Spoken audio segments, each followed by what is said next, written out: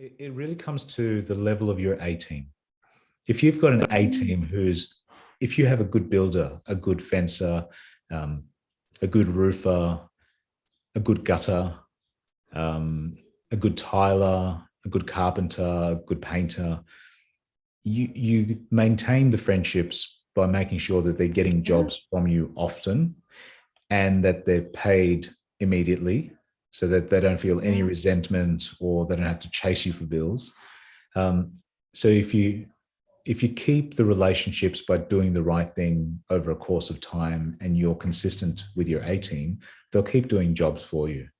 I have had instances where one of my tradespeople that I trust has driven 5 hours one direction, stayed 2 nights at the location and drove another 5 hours back just for the job because they were 10 times better than a local that was available. So sometimes the people that are local that are available are quickly available for a reason. And that is that they don't have good reviews. They don't have a good reputation. They'll do the job, but they'll do the absolute minimum. At other times, you can find a local that's absolutely brilliant and you'll see that they're booked 3 months or 6 months in advance. If you're desperate, you might end up thinking of hiring a local that's not going to do a great job. But if you have an A team, you can bring somebody, as long as you're paying for their petrol and their accommodation, potentially they'll be willing to work for you at a distance, spend the 2 days away from their family because it's you, because you're asking, because they've got a good working relationship with you. If one thing is now very much different to what it was 20 or 30 years ago, is that especially on the internet, a lot of people are niching. What do I mean by that? Right. I mean,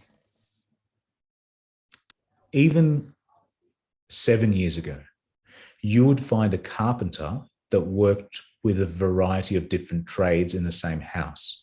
So the bathroom renovator, the cabinet maker, the carpenter, even the fly screen maker, all knew each other because they were on 15 jobs every year together. Today, mostly because the internet isn't as geographically bound as the previous work, you can find people that have never worked together in the same house. So you might find the same 5 trades at 5 different houses, and each one of them is different and hasn't worked with each other. That's not necessarily a bad thing because it means that you can negotiate on price, you can negotiate on timing, you can find somebody that's available at your time rather than waiting for the whole team to be ready at the same time. But the downside is that they don't have that ease of communication that is built through years of working elbow to elbow with somebody else. So you do miss out on a little bit of that, but you can get somebody who is independently good rather than just being good because of the friends they keep. So there's a good and a bad about it. One of the things that it's affected is the buyer's agents and the selling agents, because unlike the previous 20 years where your real estate agent knew the best plumber, electrician, etc., the real estate agent now is using the same internet that you're using. So they have a full-time job to do and it's in your interest to get it right.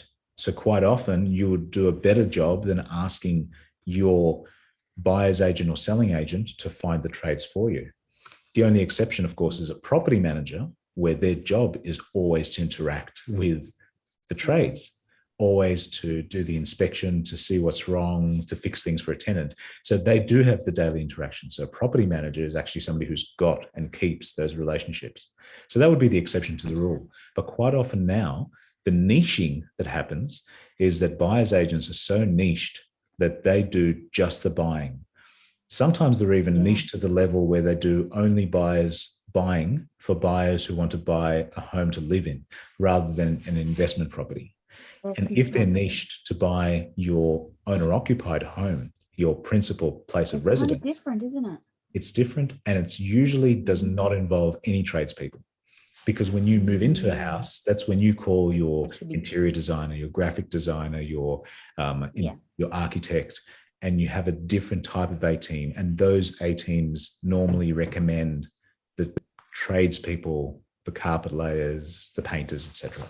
So yeah, a lot of that, the more you niche, the less you have with those relationships to offer to your clients.